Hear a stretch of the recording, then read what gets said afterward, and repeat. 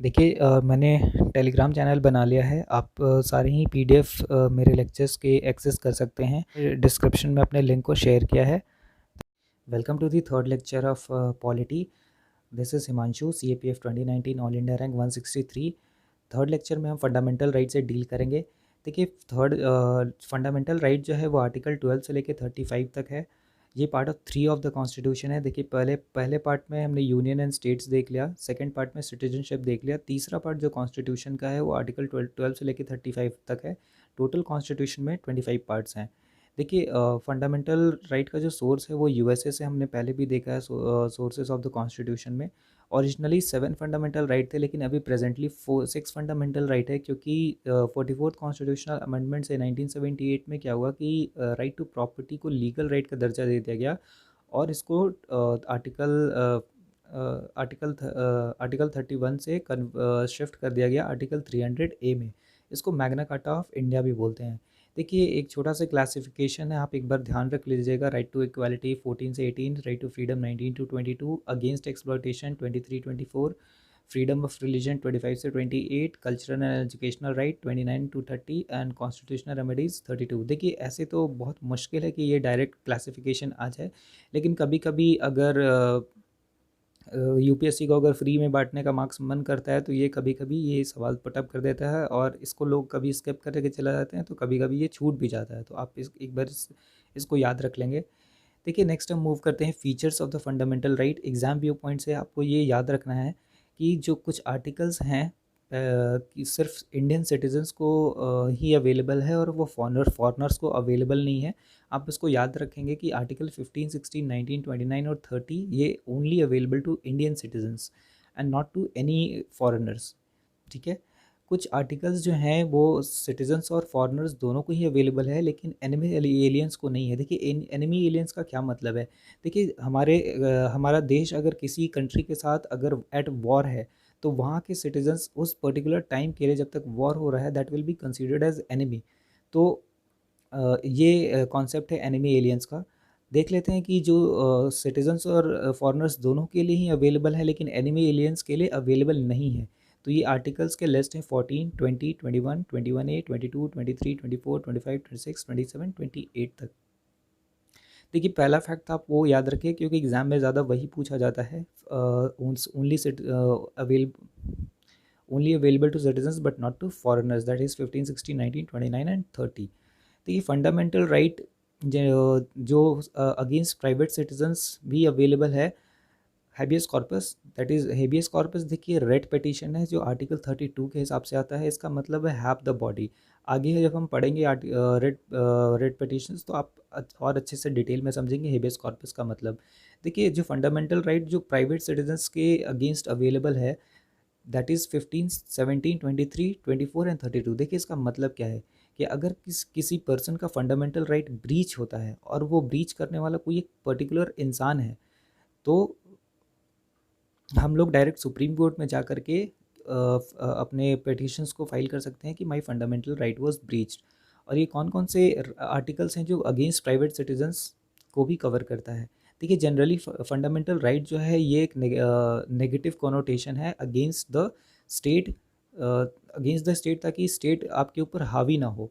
लेकिन private citizens के case में भी कुछ आर्टिकल्स हैं जो हमें प्राइवेट सिटीजन से भी प्रोटेक्ट करते हैं। तो ये आर्टिकल्स आपको ध्यान रखने के हैं 15, 17, 23, 24 एंड 32। देखिए फंडामेंटल राइट जो है वो एब्सोल्यूट नहीं है, ऑब्वियसली क्वालिफाइड है, लेकिन रीजनेबल रिस्ट्रिक्शंस इम्पोज किए जा सकते हैं। रीजनेबल रिस्ट्रिक्शंस हम आगे जैसे लेक्चर प्रोसीड करेगा तो और अच्छे से क्लियर होगा कि क्या है रीजनेबल रिस्ट्रिक्शंस। देखिए मैंने ये पॉइंट कवर कर दिया कि already arbitrary action against of state, मतलब against the action of state fundamental right available है। नेगेटिव इन कैरेक्टर है, मैंने आपको ऊपर समझा दिया। देखिए दे आर जस्टिसेबल, इसका क्या मतलब है। देखिए जस्टिसेबल का मतलब है कि आपका जब फंडामेंटल राइट ब्रीच होता है तो आप जाकर के कोर्ट में जाकर के रेड पिटिशन फाइल करके आप बता सकते हैं और आप अपने राइट को इन्फोर्स कर सकते हैं। देखिए फंडामेंटल राइट जो है आप लीगली आप सुप्रीम कोर्ट में जाकर के आर्टिकल 32 में अवेल कर सकते हैं। हाई कोर्ट में आर्टिकल 226 के अंदर जाके कर सकते हैं। लेकिन देखिए हाई कोर्ट के पास हाई कोर्ट चाहे तो आपके पिटिशंस को रिजेक्ट कर सकता है, लेकिन सुप्रीम कोर्ट जो है under article 32 it is bound to take your appeal, क्योंकि ये रिजेक्ट नहीं कर सकता है, बिकॉज सुप्रीम कोर्ट कॉन्स्टिट्यूशन के हिसाब से it is the defender of our constitution और it has to take actions on that. अगर आपका फंडामेंटल राइट ब्रीच होता है तो आप डायरेक्ट सुप्रीम कोर्ट में जा सकते हैं। आप लीगल प्रोसेस से आप लोअर कोर्ट से भी जा सकते हैं, हाई कोर्ट से भी जा सकते हैं, लेकिन हाई कोर्ट के पास ही is having authority to reject that appeal. ये इंपॉर्टेंट डिफरेंस आपको आई होप समझ में आ गया होगा। Fundamental right are not sacrosanct और परमानेंट। ऑब्वियसली फंडामेंटल राइट हमेशा परमानेंट नहीं है, कुछ इमरजेंसी के टाइम इसको सस्पेंड किया जा सकता है।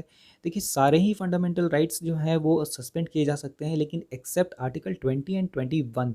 ये मोस्ट इंपॉर्टेंट पॉइंट है, आप इसको ध्यान रखेंगे। आर्टिकल 20 और 21 क्या होता है, आगे के लेक्चर्स में हम इसको अच्छे से डिटेल में समझेंगे। फिलहाल के लिए आप इतना ही जानिए कि किसी भी केस में आर्टिकल 20 और 21 आपका कभी भी सस्पेंड नहीं किया जाएगा, चाहे वो नेशनल इमरजेंसी ही क्यों ना हो। देखिए फिर फंडामेंटल राइट का जो स्कोप है वो फर्दर लिमिट किया जाता है आर्टिकल 31A, 31B और 31C।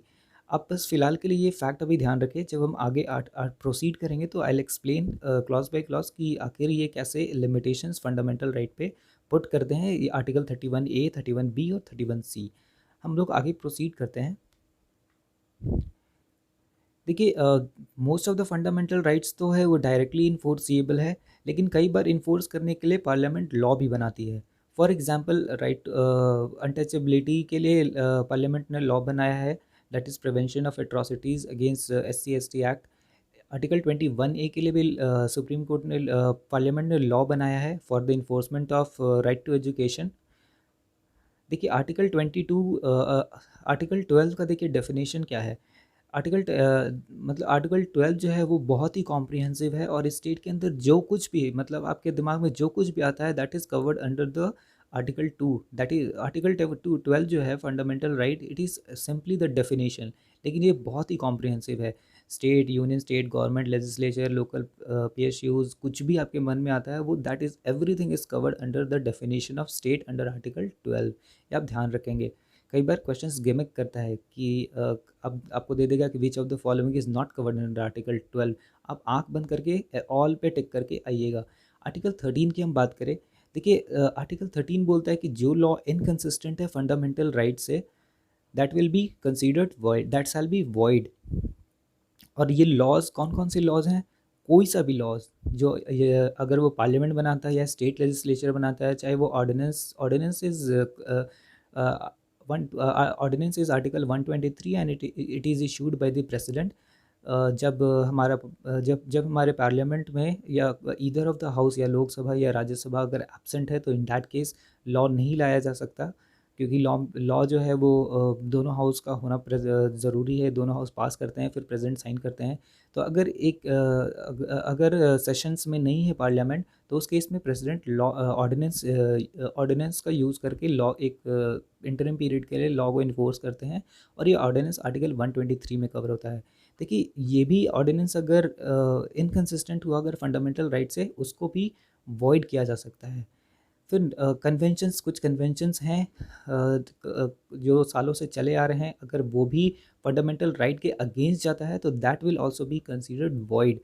इसका एग्जांपल्स में आप समझ सकते हैं देवदासी सिस्टम, या फिर आप समझ सकते हैं चाइल्ड लेबर, या फिर सती प्रथा। तो ये कहीं कन्वेंशंस ऐसी प्रथा चला आ रहा था, बट राइट नाउ अगर ऐसा इंसिडेंट पाया जाता है तो that will be those people performing this task will be punished. ऐसे कई सारे कन्वेंशंस हैं, अगर that is inconsistent with fundamental laws तो दैट शैल बी वॉइड। फिर डेलीगेटेड लेजिस्लेशन, ये लास्ट पॉइंट है। देखिए जो वर्ल्ड लॉ है यहाँ पे एप्लीकेबल नहीं होता है पर्सनल लॉ के लिए और कॉन्स्टिट्यूशनल अमेंडमेंट एक्ट्स के लिए। ये एक इम्पॉर्टेंट पॉइंट है, आप ध्यान रख सकते हैं। देखिए नेक्स्ट हम मूव करते हैं article right to equality, article 14 से 18 तक। देखिए इक्वालिटी बिफोर लॉ एक कॉन्सेप्ट है जो डाइसी ने दिया था। इसका इसके तीन फीचर हैं डाइस रूल ऑफ लॉ के, कि no punishment for except for breach of law. देखिए जब तक कोई लॉ का ब्रीच नहीं होगा उस किसी को पनिशमेंट नहीं मिलेगा। दूसरा है doctrine equal subjection to same laws. इसका मतलब है कि सभी लोग, चाहे हम हैं या प्राइम मिनिस्टर हैं, चाहे एक छोटा व्यक्ति है चाहे बड़ा व्यक्ति है, everybody subjection to the same ordinary law codes. फिर इसका तीसरा डॉक्ट्रिन है कि primacy of the rights of the individual, मतलब इंडिविजुअल के राइट्स को प्राइमेसी दिया जाएगा यहाँ पे। देखिए यहाँ पे कुछ एक्सेप्शंस हैं रूल ऑफ लॉ में। रूल ऑफ लॉ में कुछ एक्सेप्शंस हैं, ये आप ध्यान रख सकते हैं एग्जाम व्यू पॉइंट से। प्रेसिडेंट एंड गवर्नर, देखिए इसमें भी जो प्रेसिडेंट एंड गवर्नर हैं उनके ऊपर कोई भी क्रिमिनल प्रोसीडिंग्स नहीं होगी ड्यूरिंग देयर ऑफिस। सिर्फ यही एक एक्सेप्शन है। अगर कोई सिविल केस होता है इनके खिलाफ, प्रेसिडेंट या गवर्नर ऑफ स्टेट के खिलाफ, तो इनको पहले 14 डेज़ का नोटिस जाता है, फिर उसके बाद केसेस इनके सिविल केसेस इनके ऊपर चलते हैं। मतलब जो इनको इम्यूनिटी मिला है that is only for criminal proceedings. ठीक है। नेक्स्ट जो एक्सेप्शंस हैं ये फॉरेन सॉवरेन्स, एम्बेसडर्स और डिप्लोमेट्स हैं। तीसरा है आर्टिकल 31C।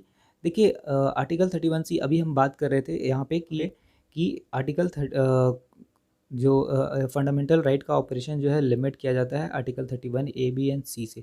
देखिए 31C का यहाँ मतलब ये है कि एक पर्टिकुलर क्लॉज के time for implementing DPSP under article 39B and 39C, जब ये होगा तब हम इस केस में फंडामेंटल राइट को भी लिमिट किया जा सकता है।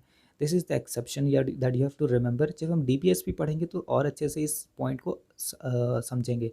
देखिए कुछ हैं प्रिविलेजेस MLAs और MPs के। आर्टिकल 105 है, ये MPs मेंबर ऑफ पार्लियामेंट के प्रिविलेजेस से डील करता है। आर्टिकल 194 जो है वो MLAs member of legislative assemblies के प्रिविलेजेस से डील करता है, तो ये भी एक्सेप्शंस में आता है। फिर आर्टिकल 361A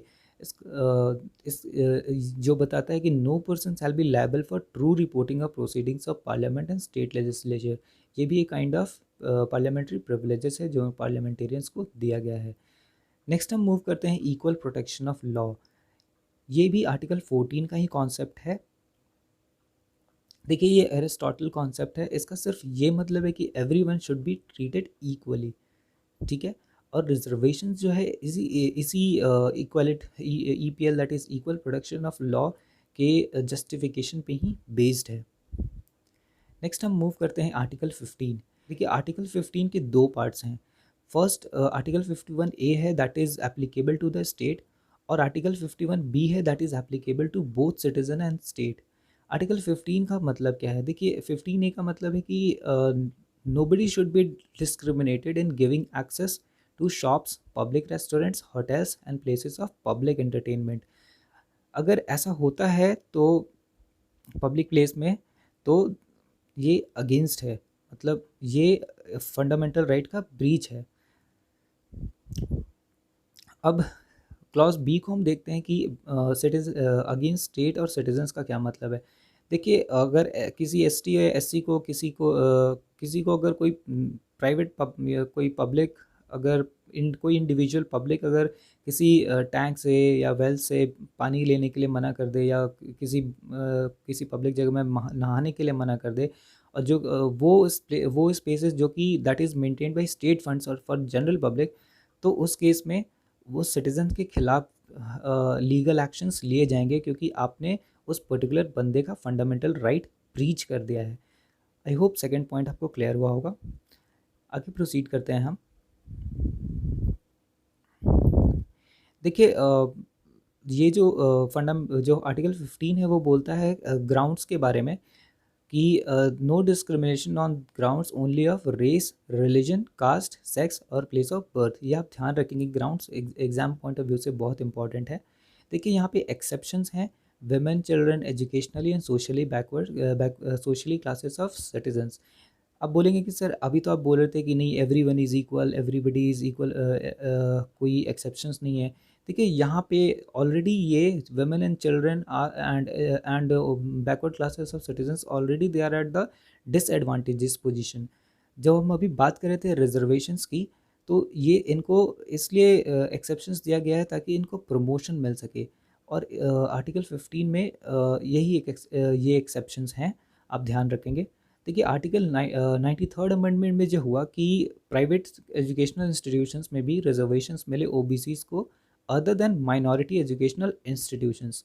अब ये इंपॉर्टेंट जजमेंट है, आप इसको ध्यान रखेंगे। देखिए क्रीमी लेयर एप्लीकेबल है ओबीसी रिजर्वेशंस के लिए। Supreme court Indira Sawhney case judgment में सुप्रीम कोर्ट ने बोला कि क्रीमी लेयर का कॉन्सेप्ट जो है आप ओबीसी रिजर्वेशन देते समय ध्यान रखेंगे। और क्रीमी लेयर का मतलब है कि जिनका अभी जिनका इनकम 8 लाख एनुअल से ज़्यादा है उनको रिजर्वेशंस की ज़रूरत नहीं है। तो क्रीमी लेयर का जो है they are not fit for the OBC reservations and they should be treated as general. यह आप ध्यान रखेंगे। नेक्स्ट हम मूव करते हैं आर्टिकल 16 की तरफ। देखिए 16 आर्टिकल का मतलब है equal opportunity in public employment.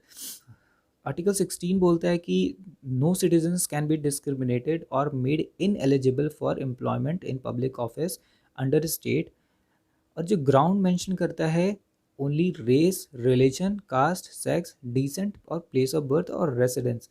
देखिए हमने आर्टिकल 15 में जो देखा था ग्राउंड्स, यहाँ पे डिसेंट नहीं था। यहाँ पे आर्टिकल 16 में एक एक्स्ट्रा है डिसेंट, आप याद रखेंगे।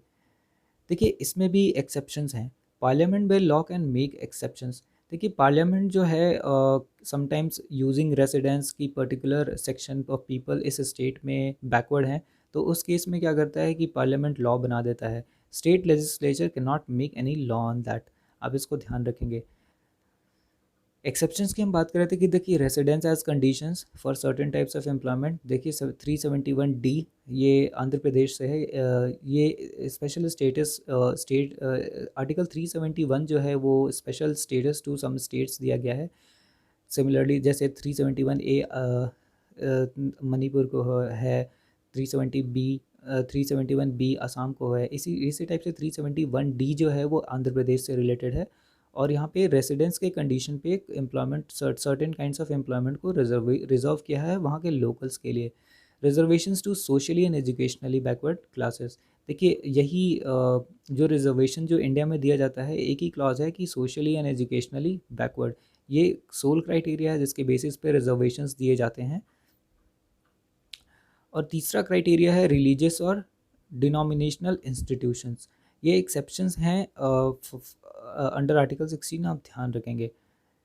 देखिए रिजर्वेशंस की अगर हम बात कर रहे हैं तो कमीशन बहुत फेमस है रिजर्वेशंस पे। अब हम उसे देखते हैं कि मंडल कमीशंस को अपॉइंट किया गया था under article 340 of the constitution.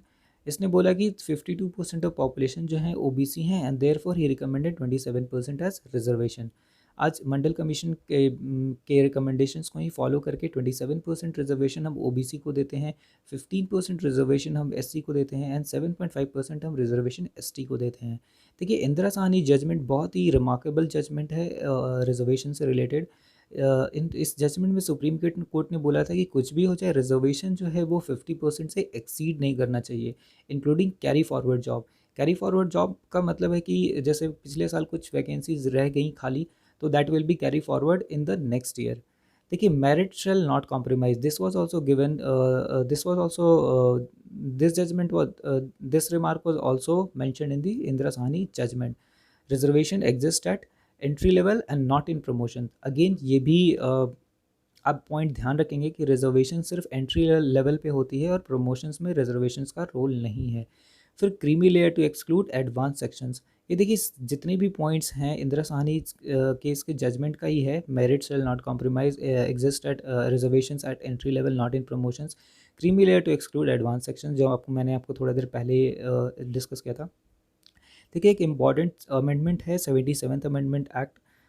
It provides reservation for promotions in favour of SC/ST if they are not adequately represented in the service. ये इमीडिएटली इंदिरा साहनी जजमेंट के बाद पार्लियामेंट ने फॉर दी माइनॉरिटी अपलिफ्टमेंट के नाम पे 77th अमेंडमेंट लाया था और इसमें बोला था कि रिजर्वेशन जो है प्रमोशंस में भी रहेगा for the favour of SCs and STs if they are not adequately represented in the service. देखिए ये कंडीशन आप याद रखिए, if they are not represented adequately in the service, exam view point से। नेक्स्ट हम प्रोसीड करते हैं।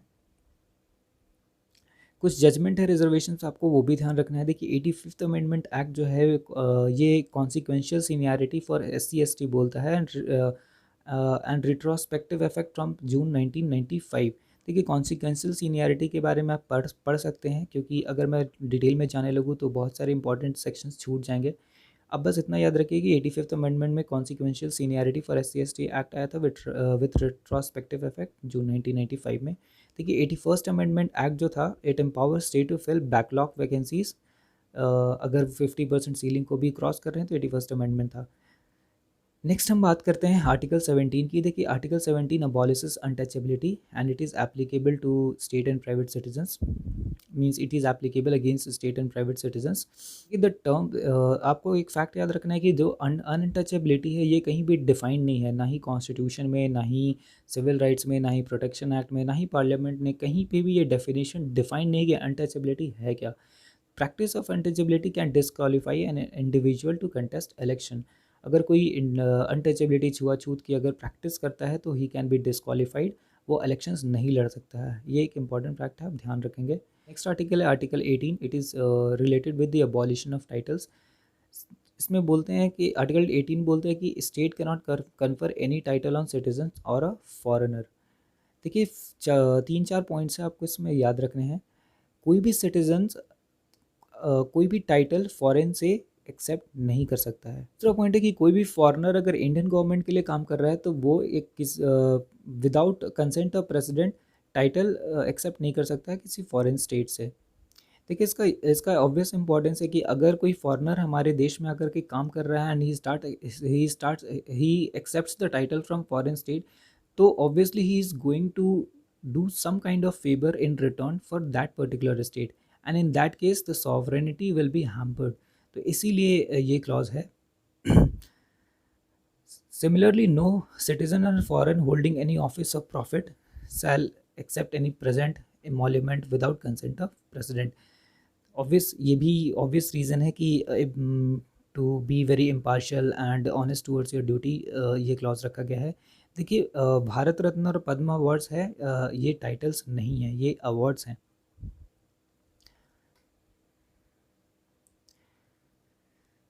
That's all for this lecture. Next lecture में हम आर्टिकल 19 से कवर करेंगे। I hope these lectures are making sense, so help spread it to maximum, and especially to those who cannot afford hefty coachings. I know noble cause finds its way. Stay tuned. Thank you.